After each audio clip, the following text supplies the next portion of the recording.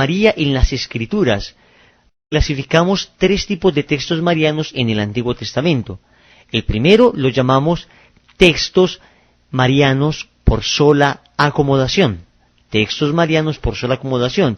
Y decíamos que eran textos que no se referían expresamente a la Virgen María, sino que la Iglesia, la liturgia, algunos santos, algunos poetas lo han acomodado a ella. Veíamos un texto de Judith, veíamos algunos otros textos, y decíamos que en realidad estos textos de Judith, de la sabiduría, se aplicaban solo a Judith y a la sabiduría, pero que uno podría acomodarlos a María también, porque le daría perfectamente el título. Decíamos que es como si un novio escribiese una carta a su novia y llegase un amigo suyo, cogiera la carta y se la leyera él también a su propia novia. Originalmente la carta que yo escribí, que fui el novio número 1, era para mi novia, que era la novia número 1. Pero si mi amigo número 2 coge esta carta y se lo lee a su novia número 2, entonces está acomodando la carta que yo le escribí a mi novia a la novia de él. Entonces ahí, repito, estaría acomodando el texto. El segundo tipo de texto mariano que vimos en el Antiguo Testamento era el texto discutidamente mariano. Veíamos el libro del Cantar de los Cantares.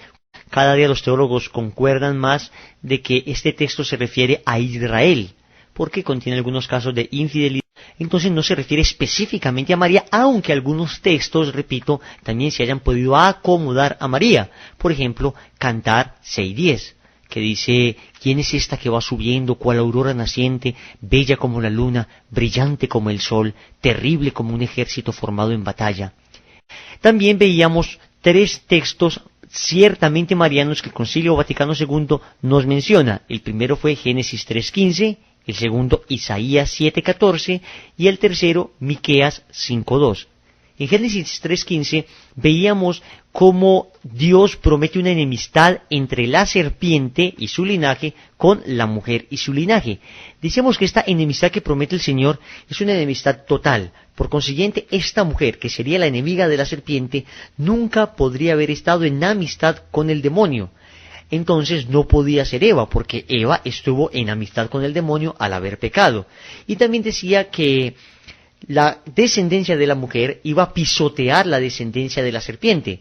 También vemos que si Eva hubiese sido esa mujer, entonces no se hubiera cumplido la profecía, porque la primera descendencia de Eva, Caín y Abel, recuerdan, Caín mató a Abel, entonces ahí vemos cómo la descendencia de la mujer no pisotea a la serpiente, sino que de cierta manera también es infestada por la serpiente.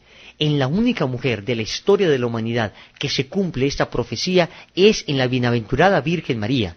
Y así lo ha entendido la Iglesia, así lo han entendido los padres, así lo han entendido los concilios, la Lumen Gentium lo entiende así, el Catecismo de la Iglesia Católica lo entiende así, y los católicos lo entendemos así. Porque la Virgen María ni siquiera pecó venialmente, ni siquiera venialmente. Y segundo, su descendencia, que es Jesús, y después aquellos que nos entregamos completamente a ella, pues aplastamos la cabeza de la serpiente. Jesús como primogénito, porque obviamente Jesús en la cruz vence a Satanás. Y nosotros, cada vez que nos comportamos como buenos cristianos, estamos pisoteando también la cabeza de la serpiente. En Isaías 7:14, esta Virgen, que va a ser la madre del Mesías, hace dos cosas. O sea, está como dos cosas relacionadas con ella en este texto. Primero, que la señal es su virginidad. Y segundo, que en su virginidad concibe y da a luz. Concibe a Jesús, la Virgen María, sin perder su virginidad, y da a luz sin perder su virginidad. Finalmente, vimos un tercer texto ciertamente mariano en el Antiguo Testamento, que es Miqueas 5:2. En Miqueas 5:2 dice que Dios abandonará a Israel hasta que la mujer que ha de dar a luz tenga a su hijo. Se refiere obviamente a la madre del Mesías, que espera a su Redentor, a su Salvador, y esta mujer, que es la Virgen María, indiscutiblemente es la esperanza de Israel, porque Israel espera a aquella mujer que traerá al Mesías. Aunque lo que Israel quería era el Mesías, su esperanza era la llegada de esta bienaventurada mujer que sería su madre. María en el Nuevo Testamento sí que aparece. Nos daremos cuenta que la bienaventurada Virgen María está en todos los hechos importantes de la vida de Jesús. En Lucas 1:26 aparece el texto mariano de la Anunciación. En ese texto mariano vemos algo bien interesante. Número uno, que el evangelista habla de una joven virgen, y al inicio dice 2 veces que la joven es virgen, porque quiere hacer referencia directa al texto de Isaías 7:14, ¿lo recuerdan?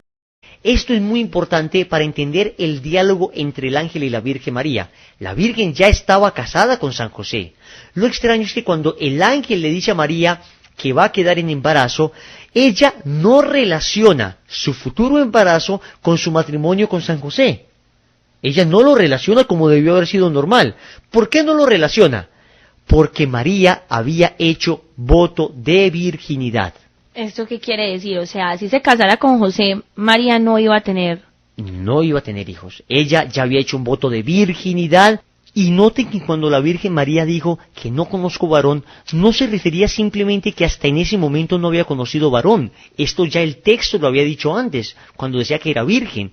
Esto se refiere a algo más profundo, a que María no conocía ni quería conocer varón. Y en ese sentido, dice San Bernardo, que la Virgen no pregunta si esto se hará, sino en qué modo. Como si dijera, sabiendo mi Dios, testigo de mi conciencia, que es voto de su esclava no conocer varón, ¿de qué manera o por qué ley le complaceré para que se cumpla esto? Si fuera conveniente que yo quebrantara el voto para dar a luz a tal hijo, me alegro del hijo y me duelo del propósito. Sin embargo, hágase su voluntad. Miren qué palabras tan hermosas que lanza San Bernardo respecto a este texto. Se refiere María no simplemente a que no conocía varón, eso ya lo había dicho la Biblia, repito. Se refiere a que no quería conocer varón, ya había hecho un voto de virginidad la bienaventurada madre. Y San Ambrosio también hace eco a estas palabras y dice, ciertamente María no diría, no conozco varón, si no hubiera hecho antes a Dios voto de su virginidad. Eso lo dice, repito, San Ambrosio. Y todo esto llevó al Papa Benedicto XIV a concluir lo siguiente. No puede haber duda de que la Virgen María hubiera hecho su voto de virginidad. Habiéndole anunciado el ángel que había de dar a luz un hijo, le respondió, ¿cómo será esto? Pues no conozco varón. Esta respuesta prueba suficientemente que había hecho voto de virginidad perpetua. Ahí está pues muy claro que la Santísima Virgen María hizo voto de su virginidad perpetua. Basta este texto bíblico para convencernos de esto. También dice que el ángel, cuando la saludó, le dijo, llena de gracia, alégrate, llena de gracia. Esa palabra llena de gracia, en griego se lee kecharitomene. Kecharitomene, que significa tener la plenitud de la gracia. La Virgen María tenía la plenitud de la gracia. La Iglesia ha tomado este texto para demostrar también la Inmaculada Concepción de la Virgen María. Ella tenía la gracia en plenitud. Cuando una persona peca mortalmente, pierde su gracia. Pero entonces, para los que de pronto no tienen muy claro ese término de gracia, ¿qué significa? ¿Que era algo como chistosa o qué? Bueno, la gracia, hay diferentes tipos de gracia. Sí. La gracia en el alma, la que nos da vida en el alma, se llama gracia santificante o gracia habitual. Se recibe con los sacramentos principalmente y también con las obras de caridad que son bastante grandes, de bastante entrega. Y las gracias actuales se reciben con una pequeña oración, se reciben con dan una limosna también. Son gracias que van llegando, son pequeñas gracias que nos van dando gracias de conversión también. La Virgen María tenía todo tipo de gracia, en plenitud lo tenía la Virgen María, totalmente. Ella no pecó en toda su vida, porque había sido predestinada por Dios para ser su madre bienaventurada. Así es pues que la Virgen María era llena de gracia. Y noten que el ángel la llama llena de gracia, ni siquiera le dice María, el título que le da es llena de gracia. Le dice, alégrate llena de gracia, el Señor está contigo. Sabemos todos por el español sencillo que el sujeto es calificado por el adjetivo. Y si yo digo, Juanita es bonita, entonces el sujeto es Juanita y bonita es el adjetivo que califica el sujeto, ¿cierto? Sí. Pero el ángel no dice que María es llena de gracia. El ángel la saluda como la llena de gracia. O sea que como quien dice, le da nombre el ángel. El ángel no califica a María como llena de gracia, Bueno, la iglesia lo hizo después para que entendiéramos en el Ave María que era a la Virgen a la que se refería esto. Pero el texto original dice, alégrate, llena de gracia. Se le está dando el nombre a María de llena de gracia, como cambiando el nombre. La llena de gracia, alégrate, llena de gracia. Entonces, al ser María llena de gracia, nunca pudo pecar. Nunca pudo pecar, nunca pudo perder el estado de gracia, que nosotros perdemos, repito, cuando caemos en pecado mortal. En María no sucedió así. María siempre estuvo en la gracia de nuestro Señor.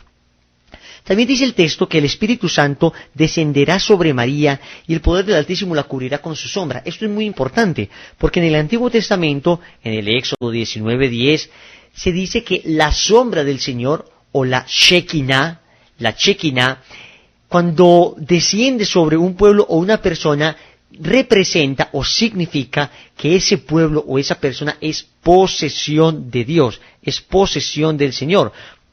Termina la Virgen María diciendo, he aquí la esclava del Señor, hágase en mí según su palabra. Termina diciéndole la Virgen María sí a Dios, como quien dice, yo Señor te cooperaré, te ayudaré en el plan de la salvación. Por eso se habla de que María es corredentora, porque coopera con el plan de la salvación, como todos podemos ser corredentores también. Eva le dijo no a Dios y sí al demonio, pues María le dice no al demonio y sí al Señor. Por eso María es la nueva Eva. No es casualidad que Eva al revés se lea ave, como tradicionalmente se le ha dicho a la Virgen María, el Ave María.